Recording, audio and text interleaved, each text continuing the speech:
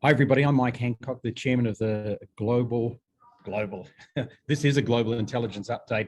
I'm the chairman of the Circle of Excellence Group, and I am here live in a very quirky place that I'm staying with Rainer Petek from Germany. And Rainer's been in South Africa now for the last few days. Welcome, Rainer. Hi, Mike. Hi, all. Great being here together, and great to have this session together this morning. Absolutely. So, just to give you a little bit of background on Rainer, is that he started his career really as an extreme mountain climber. So, if you've ever seen anybody hang backwards off the Matterhorn or something like that, that'll be this guy here. And he really took the experience of being an extreme mountain climber and brought it, along with his business degrees, into organizational development and organizational design. And these days he consults all over the world, hence him being in South Africa at the moment, with corporations to redevelop strategy, to bring their senior leadership teams together with the right goals, et cetera, et cetera. So today we're going to have a fascinating session because I want to dig into a couple of things that you do, and we're going to throw it around. And as I said, there'll be plenty of times for questions, because like many of you, Rainer is also somebody who prior to COVID was traveling the world, keynote speaking, running workshops and trainings and consultancies, and of course, all of that shut down. But to kick off, 1984, this is part of your keynote, and you were climbing, and you got to a point in the climb with your friend where you realized that you couldn't go forward and you couldn't really go backwards. Just tell us a little bit about where you were and what was going on in your mind at the time. What was the mountain? How tall was it, etc.? So I think, Mike, you are addressing the situation in the bedroom of the Le Chaux hut when we decided to climb or at least try to do the north face of the Grandes Jorasses in the Mont Blanc range in Europe. So this is one of the biggest challenges for climbers, and no climbing team had managed to make the route in that summer 1984 due to very bad conditions, which means for climbers a lot of ice and snow in an extreme climbing wall, which makes it nearly impossible. But then my climbing mate, Sepp is the short form for Joe in German, encouraged me to give it at least a try. And he said to me, "Hey, Rainer, the weather is good and you are in perfect rock climbing shape. And I saw you are already very good with climbing with crampons. I do have a lot of experience here. If we put our strength together, let's give it a try. The worst thing that could happen that we would be the 16th rope team that wouldn't manage to make the climb, and we would have to quit." With that, he convinced me in the valley to give it a try. And when we walked to that mountain, or approached the mountain, when I saw it from a far distance, it was really fascinating. Such a great line and such a beautiful mountain. And I think there's someone trying to get in as well. By getting nearer and nearer, this passion got smaller and smaller, I would say. And I was not sure if I should really do this in reality together. 4,200 meters, right? It's 4,200 meters. It's the sheer height of the wall is 1,200 meters, which is about 4 times the Eiffel Tower. So this is really a mountain. And when we reached the last camp, the last hut where we had to make an overnight stay before being able to begin the climb, my passion was really gone, and I only had one hope. Hopefully the weather forecast was wrong and it would turn out that it was would be raining cats and dogs the next day, but it didn't. And the weather was perfect. And my colleague Sepp went out to the hut and came back in and said, "Rainer, come on, stars are sparkling." And I thought by myself, I will get up now and walk slowly out of the hut and then consider if I would say yes, I continue that climb, or just say no because it's too threatening and too dangerous for me. And this was the moment when I realized I couldn't get up. I was paralyzed.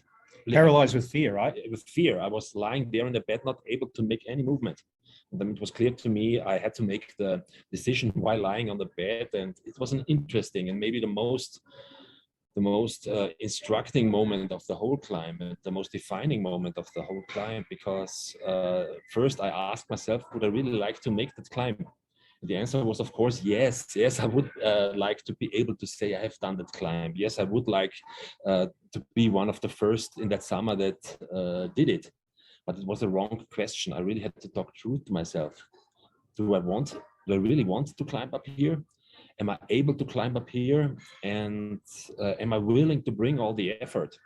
And then I began to imagine that climb with those three questions, and then something very interesting happened, like moving from the left part of the brain to the more right side. I really was I had the feeling I was embodying the climb. I was so in there, and I really stayed for a long time while imagining everything in this field of imagination. Yep. And suddenly there was a situation where I saw myself at the last critical passage, and the image in front of my mental eye was so clear. As I had a VR set on it, I was feeling I was in there. I saw myself climbing the most difficult passage, and I saw that I had perfect body tension. I could manage that, and suddenly it was clear to me, I can do that, I want to do that, and I'm willing to bring all the effort. And suddenly I could move, and this was really for me exciting discovery that we can have different qualities of goals. Yeah, right. Tell me, let's dig into that for a second, because I know that it took you, once you made the decision to go, I know that it took you 2 days to actually climb. So for 2 nights they spent on rock ledges that are literally this wide, right? And sort of roped into the mountain so that you don't fall. So I understand that. And I understand that for many of us who are on the call today, either virtually, meaning we can't see you, so you're listening to this afterwards or watching it afterwards, or many of you on the screen here, we've got to points in our business where we've got so much fear to move forward that we're paralyzed with fear. But then you had this, like, as you say, this virtual reality set that just told you could do it, and suddenly you just felt inspired. What do you think the trigger is for us as people who are not mountain climbers to get past that fear in our own lives, whatever it be, from a business perspective? You know, some people don't pitch because they're too scared to pitch, but they've got great products. What do you think we can do? I think it doesn't matter if you climb a mountain, doing a pitch, or doing business in any way. And I'm not talking about wearing pink glasses and just saying, Chaka, anything is possible.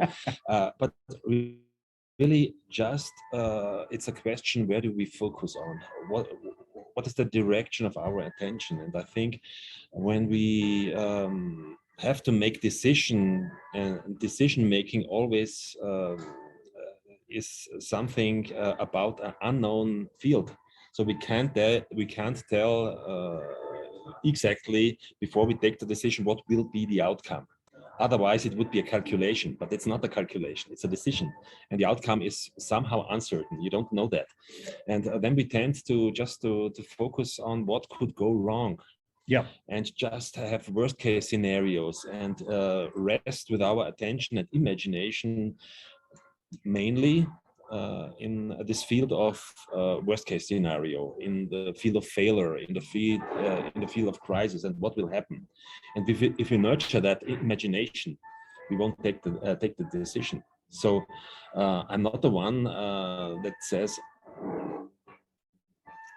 put away those risks. It's not about that, but it's about really enter the field of imagination, really in terms of success.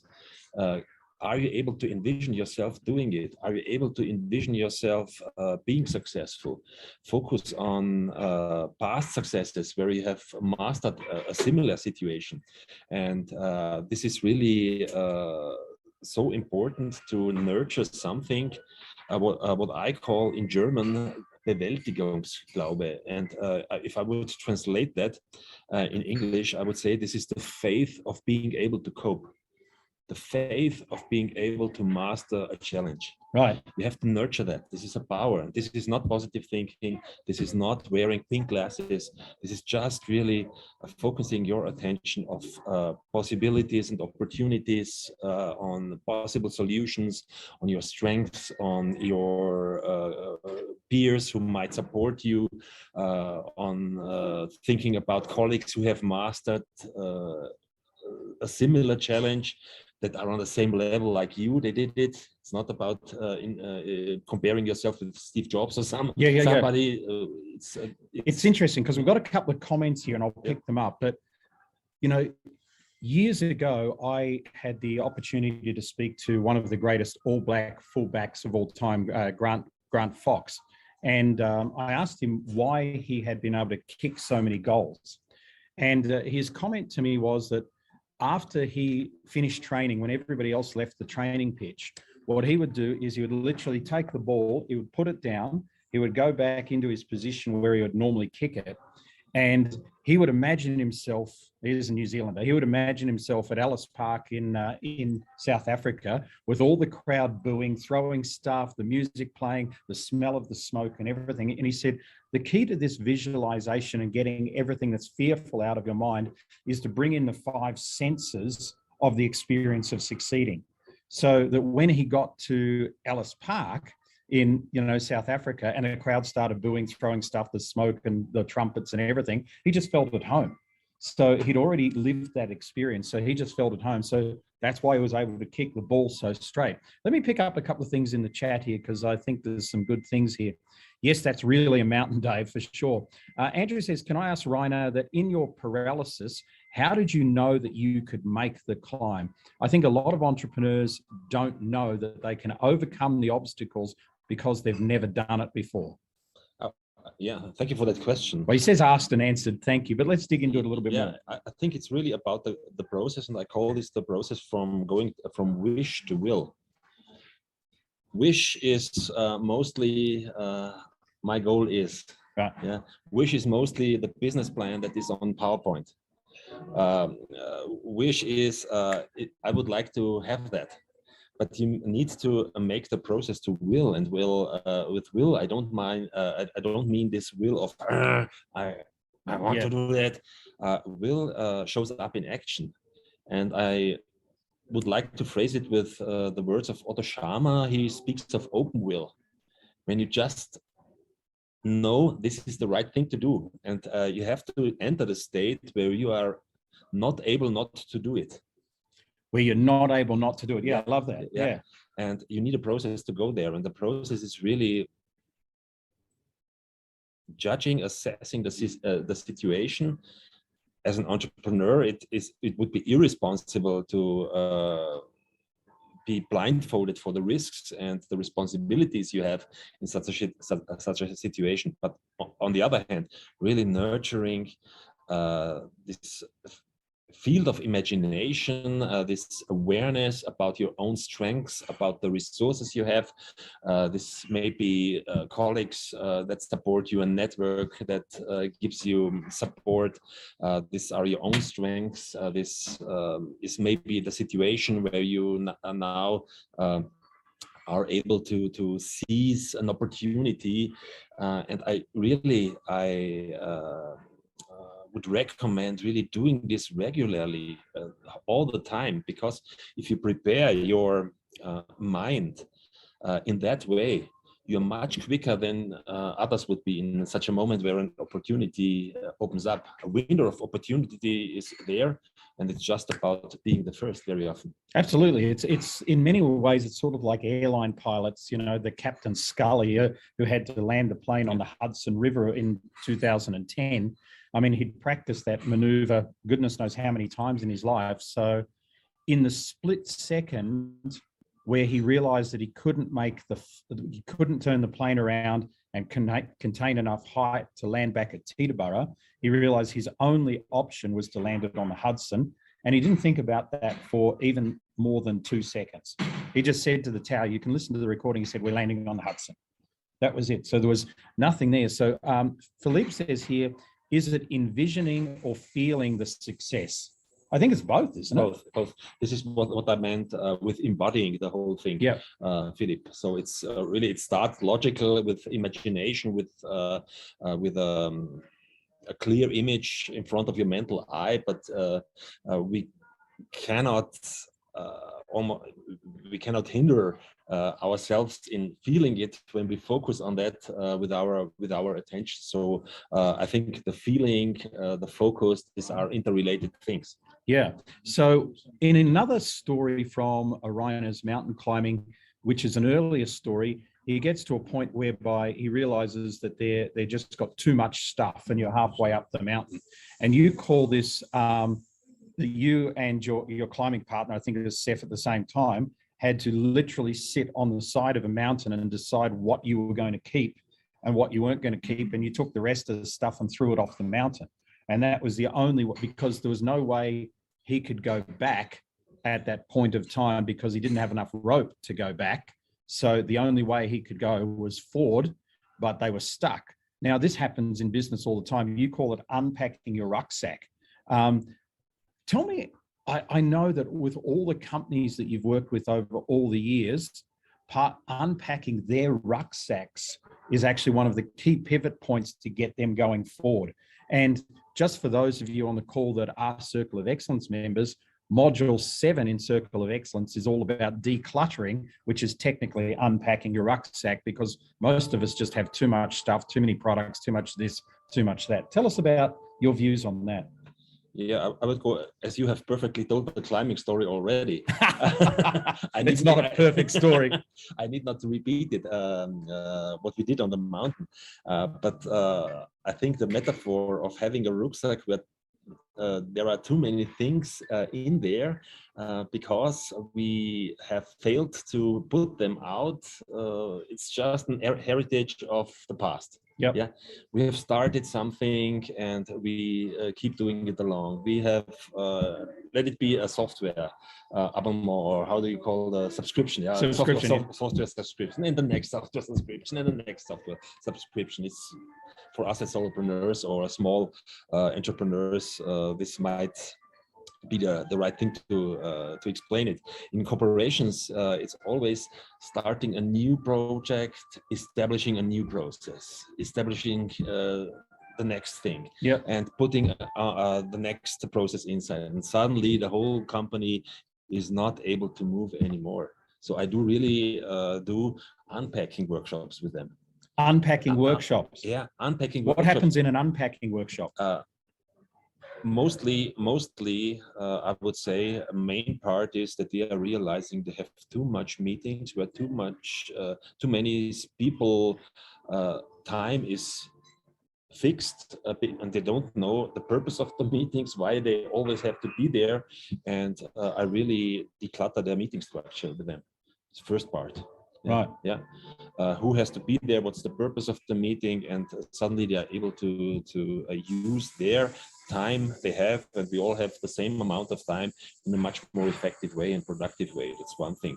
The other thing is really looking at the processes. What have we maybe started in the past when it made sense, and it's outdated today.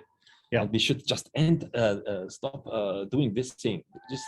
This is what I do with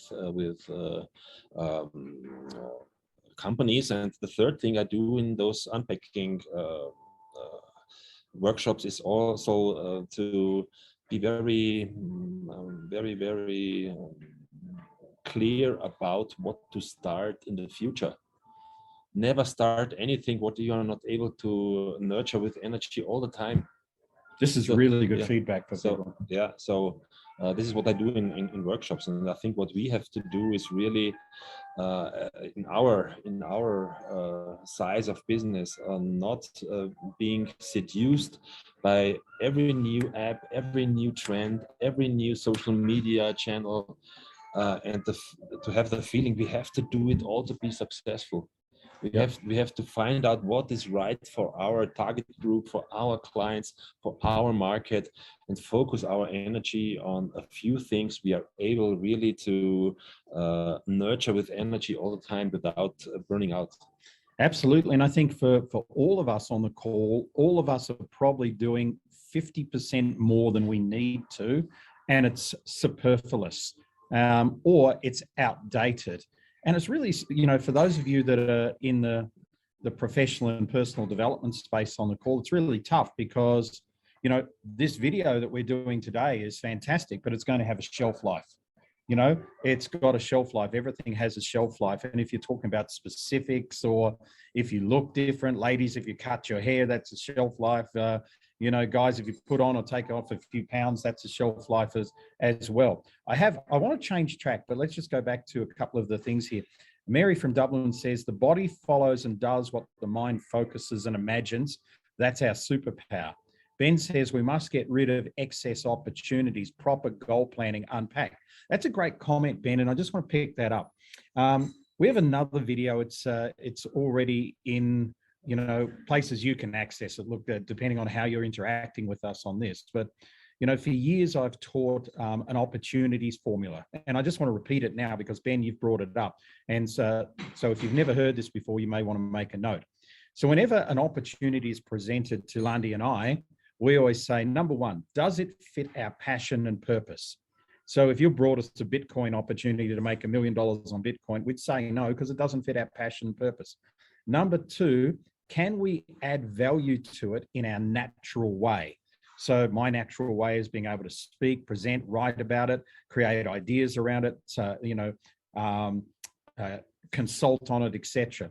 Number three is, can we leverage it? So many people go into opportunities that have glass ceilings, and then they bang up against the glass ceiling too often. Number four is, if it fails, will it sink me? I just think there's so many opportunities around. You don't need to set yourself up for total failure by just jumping into one. Number five is, does it motivate me? That's sort of reforming that question is, would you get out of bed at 4 a.m. in the morning, you know, 2 days a week to do this because you feel so motivated by it?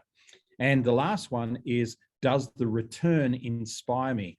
And it doesn't have to be a financial return. It can be a return because it helps 1,000 people, or that it, you know, is looking after your child or daughter or something like that. So they're the 6 things in the opportunities formula. Let's go on to Andrew here. He says, Rainer talks about incorrect thinking. This is an idea that I've used in my approach to companies' workplace issues.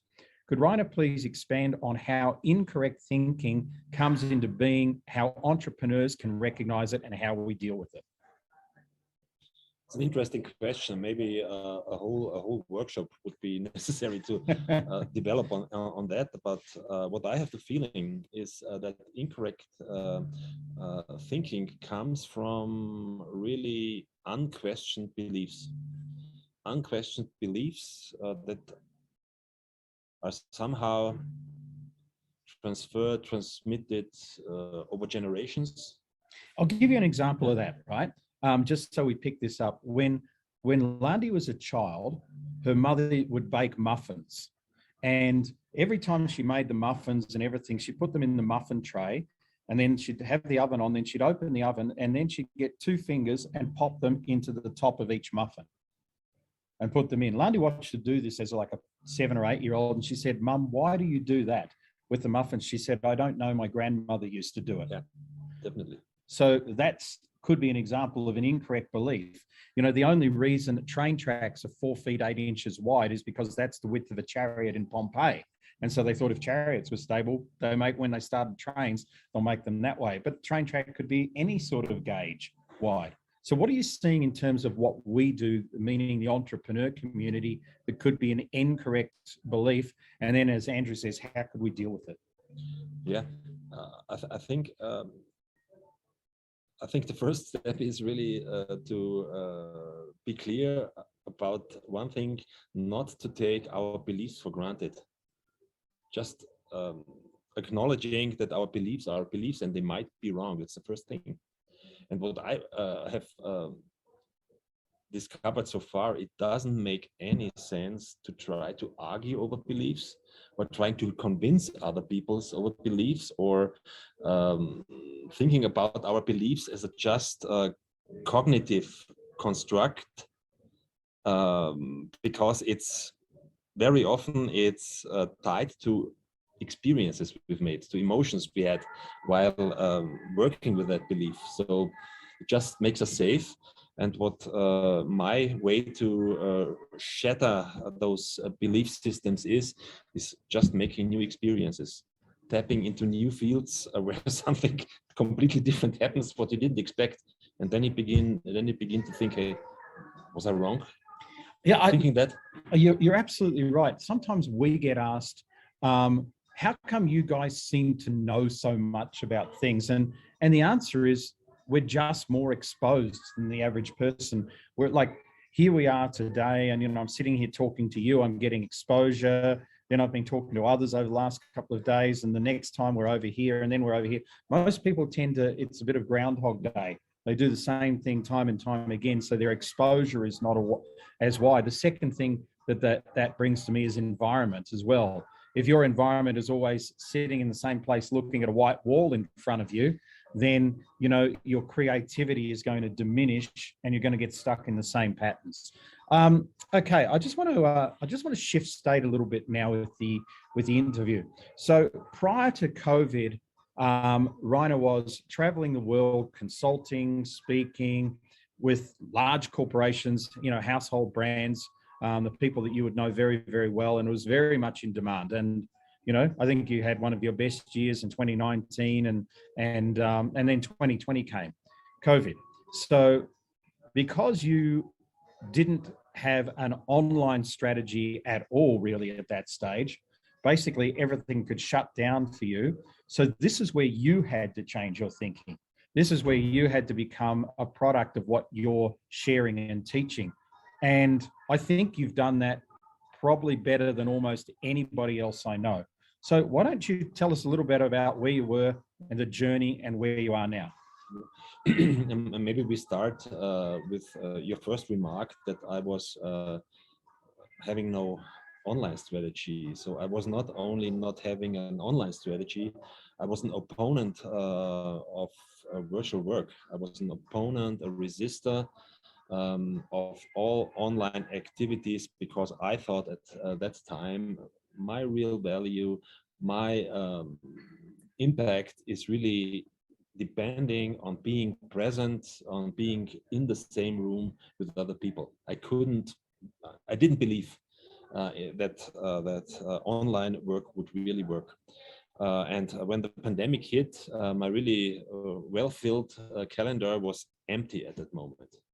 And what was even what put more pressure on me was the fact that I bought a piece of land, and asked the bank for a big loan for a house, and suddenly my calendar was empty, and that meant in that moment, hey, no money would come in to pay back that loan. And I was really shocked for 3 days, like paralyzed, like on the mountain hut. But then I said, hey, Rainer, come on, you are talking about those challenging situations to your clients. Now you're in. Yeah? So you have to embrace that situation. Yeah? And I didn't have no clue, but what helped me out was making a promise to myself. And this really works. It's maybe much more energizing and motivating and strengthening that having a goal. Making just a promise to myself, and I said to myself, I don't know which direction to go and how it will work, but I make my promise to myself, I will do everything from now on to be able to say when the whole shit, sorry to say that, is over, and I would look back to that situation to be able to say then, this was one of the greatest responses of my professional life. And I just want to repeat that because it's so profound. You made a decision at that point of time that your reaction to the pandemic and what it was doing to your business would be one of the greatest moments of your life. Yeah. How cool is that when you think about that, folks, that you're faced with this and you make that decision that this adversity that a lot of other people just lay down and cried, basically was going to be a defining moment in your life. And there are critical moments in your life. I mean, we used to talk about critical moments. I did a talk many years ago where the reason I know that Captain Scully story where he turned the plane and landed on the Hudson is because that's a critical moment. That critical moment where he made that decision to land that plane on a river rather than trying to turn it around saved every single person on that plane with no injuries. That's the critical moments that define you as a human being. So what did you do? So first thing for me was clear, as I have no clue. I need to reach out to other people. I just put together a mastermind. Right. I put together a mastermind from some folks that had some experience in that field of online work that I could nurture with other experience I had in terms of business models and so on.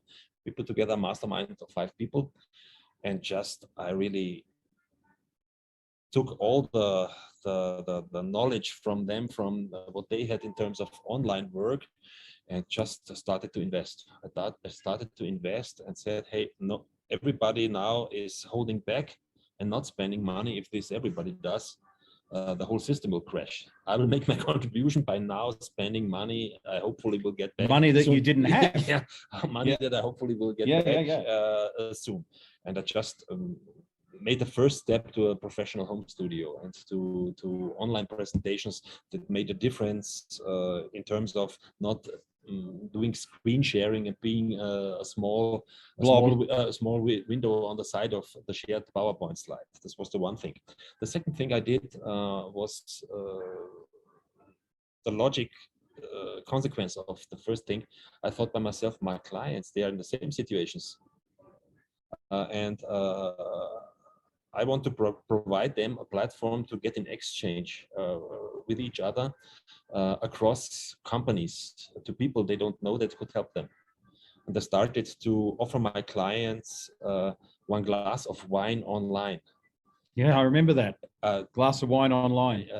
Every 2 to 3 weeks online session, and how are you dealing with a situation? What could we do? What do I do?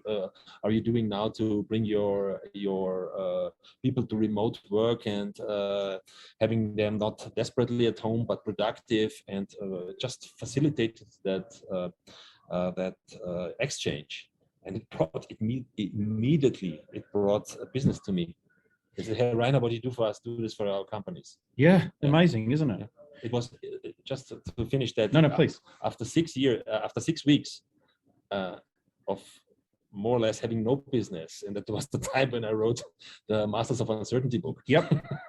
The business started again, and 2020 was much more successful than 2019 in the end. Yeah. So there you have it. That was going to be my question, actually. I was going to say, financially, 2020 for Rainer was so much better than 2019, which was like his best year to date. And 2021 wasn't too bad either, right? It was again 25% plus. 25% plus over 2019, over 2020. Yeah. Yeah. And so one of the other things that Rainer did, and I wish I had it to show you, but I don't here, is he took on some advice from us and did a coffee table book, Masters of Uncertainty. Half in German, half in English, combining the mountain stories and the mountain philosophies with some of his business philosophies and organizational philosophies. And I think it's 280 something pages of a coffee table book. And it's great size, coffee table book, proper coffee table book. What about, I just want to share, if you can, the experience of, you had a big client you had in 2019 that you'd landed, and right at the start of the pandemic, or just after the start of the pandemic, they had to renew, right? And you delivered some coffee table books, and you were worried whether they'd renew or not. Maybe just share that story. So I decided to make this coffee table book, on the one hand, because it was an old dream to just come out with a book, publish a book that is not so business oriented, very inspirational, with a lot of images inside of mountain climbing, short inspirational stories, not necessarily one flow of thought through it, but a common theme, how to manage uncertainty. And I was really thankful to get that push from you in our mastermind in France, to do so. And when there was no business in the pandemic, it was clear for me, write it as quick as possible. You don't know when business will come back, and now it's the time to do so. So I did so, and I decided to make it on my own, to do the whole investment on my own, not to give it to a publisher, because I wanted to create it really on my own, design it on my own, and I printed on my own cost about 1,000 pieces of them. And my aim was not to land a bestseller worldwide, although I have also a print-on-demand version by Ingram Spark. You can find it on Amazon. It's not that quality. I really printed 1,000 pieces of the executive edition. Yep. And also made a perfect box for this book out of hard paper, or how cardboard, cardboard, how you call it, ecological cardboard was very important for me, with a magnetically open, so that when my clients would get that box with the book inside, they would have the same feeling like unwrapping an Apple product. Right. I wanted to give them. That's a good idea. I wanted to give them an experience that is really smooth when they get it. Wow. And I knew, really doing this whole project and printing those 1,000 copies, that the most important fraction of these books, the most important pieces, would be the 100 pieces I would hand over as a present to my clients. And it paid off in many ways. Yeah, I think they that's just the renewed, thing. yeah. Yeah, they renewed, and it was well, I think you could say that their renewal amount, if I remember, would have more than paid for the printing of the books 10 times over. So, so well done on that one. But I think that this is a thing, if you look at this, Rainer has invested heavily in himself and his beliefs for what he's doing at times where most other people would go, we need to shut up shop. We need to restrain, like, we're going to build a new house. We're going to invest heavily in a studio. And then we're going to do the coffee table book. But that wasn't all, because then he took it one step further. And I think you would be a pioneer of this. You were certainly the first person I'd heard of. A couple of other people since I've heard of in investing in holographic technology. So maybe just share for the people on the call, holographic technology in terms of in what way would you use it, and what's that experience been for you, like now that we're going back to more of a face-to-face type of environment? Yeah. So end of 2020, a speaker agent and friend of mine approached me and said, Rainer, I will start a project with a few speakers, because I believe in the summer of 2021, business in-person meetings will come back. He was wrong, but he said that to me. It will come back, and there will be fewer events, but the meeting planners will look for really extraordinary presentations, and that's why I want to start the project Hologram Speakers, with 5 speakers, and I would like to have you as part of this group. And for me, it was just a moment where I was not able not to do it. Yeah. So just immediately said, it sounds great. I want to be one of the first ones. And what is a hologram presentation is nothing else than a PowerPoint presentation with a lot of video stuff in it. And it is projected by a heavy projector on a so-called Gase, we call it in Germany. It's more or less a tool of the theater.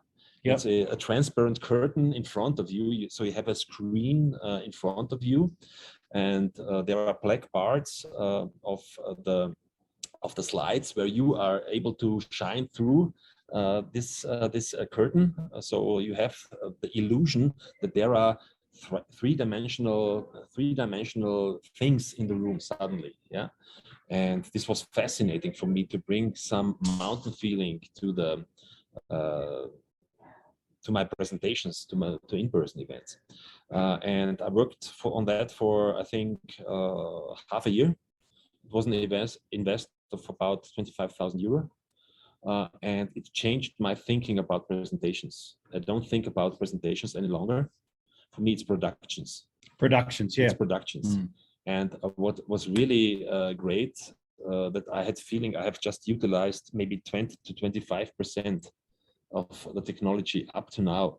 When I did my first in-person keynote, hologram keynote, on the annual convention of the German Speakers Association in last September 2021, the audience was blown away, although it was just a first step. Yeah. And this really fueled me up to continue with the work on that. And what then happened, one of the audience came to me and said, "Hey, Rainer, do you know you can do that online as well? I do have a software with what you can do that." Hey, and I started immediately to do so, and investing again in another software, a little bit different equipment in my home studio. And now I'm able to do the same thing on my home studio. Fantastic. And what the best thing is, we all know that somehow the online thing is a little bit under price pressure in terms of presentations. They always ask, yeah, but you don't need to travel. We won't pay the same fee for your keynote if you don't travel. I have no price problems. And I tell you my strategy to do so, because this really works out very well. Maybe you can use that. When clients approach me for a virtual presentation, they ask me always, "Are you available that date and how's your fee?" I always respond in that way. I could manage the day being available for you, but to decide if it's a good fit and talk about the fee, I want to have a online call with you. And then I ask them my questions for the briefing for the whole thing, and then they ask inevitably the question, how do you do this online presentation? And what I do before is sampling, building up the whole setup, and then I start my hologram presentation, and suddenly you see that on the other side, because some things are on the screen they didn't expect. I want to have that. Yeah. They never ask about the price. No. I get my price, and this really works out fantastically. So the greatest thing for me was a byproduct of the whole hologram presentation. Honestly spoken, for in-person events, I have sold one since then, and this is for May 2023. I have done tens of online hologram presentations and then for the full fee. So the byproduct was the most important thing, and I could not have known that before. And the other beautiful thing about that is you can control it so much more in your home studio than you can in some venue that you're turning up to. Let's start bringing this to a close. So let's just recap here. So firstly, in no particular order, we have to unpack where we are at the moment in order to move forward. For many of us, if we're feeling a bit stuck at the moment, we're carrying too much dead weight. So that's what we've learned in unpacking. Secondly, we've also learned that, it's quite normal that at points of time in our career that fear will paralyze us. But it's not about a wish, it's about a will. And the difference between the wish and the will is important. And embodying the visualization of moving forward from not only visual, but all aspects of the experience is what's going to get you off the couch and get you moving forward. And I think the third thing that I've really learned today is the same thing that you learn if you've ever done any financial planning courses, is when the market's going down, you buy, and when the market's going up, you sell. And so what Rainer did is when the market was going down, he invested, and he took calculated risks. They weren't big risks, but they were calculated risks.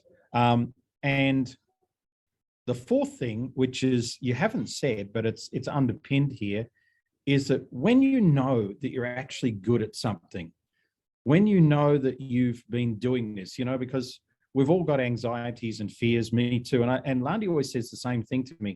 She says, "Mike, you've made it this far in life. You've got everything you have.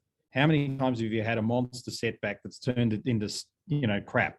And I go, "Well, never, right? I've had plenty of setbacks, but nothing's ever downed me. So why would you think that this next thing we're going to do is be like that? Let's just go for it, right? And let's learn from it." I think that's the thing, is so many people are scared to just get outside of that little box that they're in and get out into just the uncomfort zone. But it's the uncomfort zone that spreads your comfort zone, because the more you get into that uncomfort zone, when you first climbed your first mountain, you had no idea whether you were going to fall off it and die or get to the top.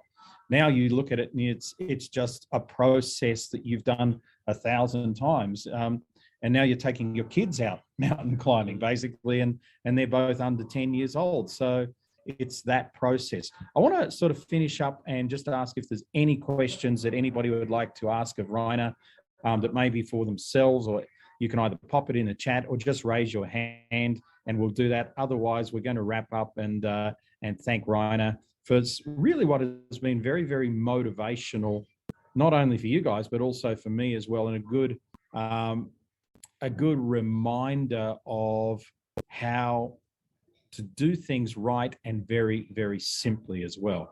So with that, I'm not seeing, Diane says thanks, not seeing too many hands up there. So we're going to take that as a wrap and we're going to let Rainer go and pack his bags.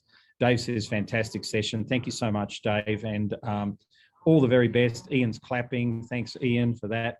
Ben, lovely to see you again. Andrew, great to see you, and everybody else online. Stephanie, lovely to see you as well. Have a wonderful day. We'll see you next week. I think you've got me next week, so be prepared for that, and we'll catch you all later. Bye-bye. Thank you all. Bye-bye. Auf Wiedersehen. Auf Wiedersehen. Thanks, guys.